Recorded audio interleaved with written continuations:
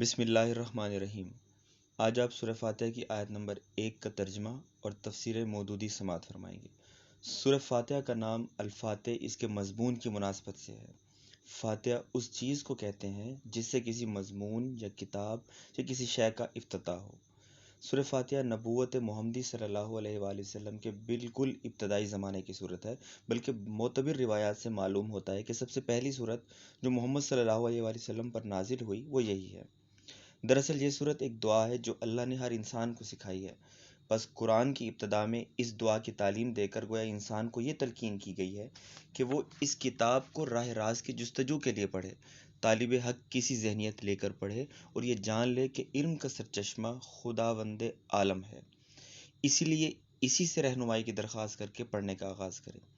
سورہ فاتحہ ایک دعا ہے بندے کی جانب سے اور قرآن اس کا جواب ہے اللہ کی جانب سے۔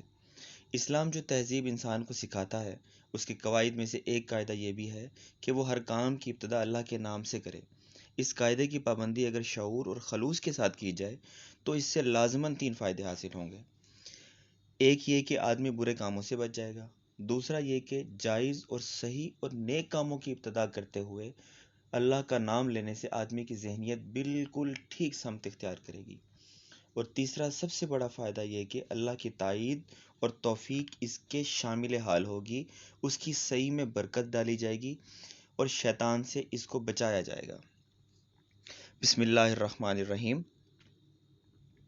الحمدللہ رب العالمین، تمام تعریفیں اللہ کی ہیں جو تمام جہانوں کا پروردگار ہے۔ سورہ فاتحہ اصل میں تو ایک دعا ہے، لیکن دعا کی ابتدا اس ہستی کی تعریف سے کی جا رہی ہے جس سے ہم دعا مانگنا چاہتے ہیں۔ یہ گویا اس امر کی تعلیم ہے کہ دعا جب مانگو تو مہذب طریقے سے مانگو۔ یہ کوئی تہذیب نہیں کہ منہ کھولتے ہی جھٹ سے اپنا مطلب پیش کر دیا جائے۔ تہذیب کا تقاضا یہ ہے کہ جس سے دعا کر رہے ہو پہلے اس کی خوبی کا، اس کے احسانات کا، اس کے مرتبے کا اعتراف کرو۔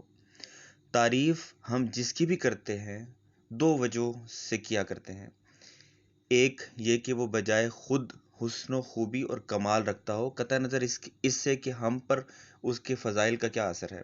دوسرا یہ کہ وہ ہمارا محسن ہو اور ہم اعتراف نعمت کے جذبے سے سرشار ہو کر اس کی خوبیاں بیان کریں۔ اللہ تعالیٰ کی تعریف ان دونوں حیثیتوں سے ہے۔ یہ ہماری قدر شناسی کا تقاضا بھی ہے اور احسان شناسی کا بھی کہ ہم اس کی تعریف میں رب اللسان ہوں۔ اور بات صرف اتنی ہی نہیں کہ تعریف اللہ کے لیے، بلکہ صحیح یہ ہے کہ تعریف اللہ ہی کے لیے۔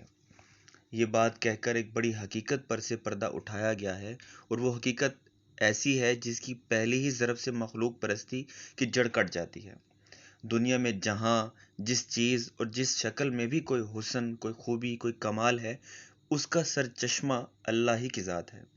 کسی انسان، کسی فرشتے، کسی دیوتا، کسی سیارے، غرض کسی مخلوق کا کمال بھی ذاتی نہیں ہے بلکہ اللہ کا عطیہ ہے۔ بس اگر کوئی اس کا مستحق ہے اور ہم اس کے گرویدہ اور پرستار، احسان مند اور شکر گزار، نیاز مند اور خدمت گار بنے تو وہ خالق کمال ہے، نہ کہ صاحب کمال۔ اصل میں رب کا لفظ عربی زبان میں 3 معنوں میں بولا جاتا ہے: مالک اور آقا، مربی پرورش کرنے والا، خبر گیری نگہبانی کرنے والا، فرمانروا حاکم مدبر منتظم۔ اللہ تعالیٰ ان سب معنوں میں کائنات کا رب ہے۔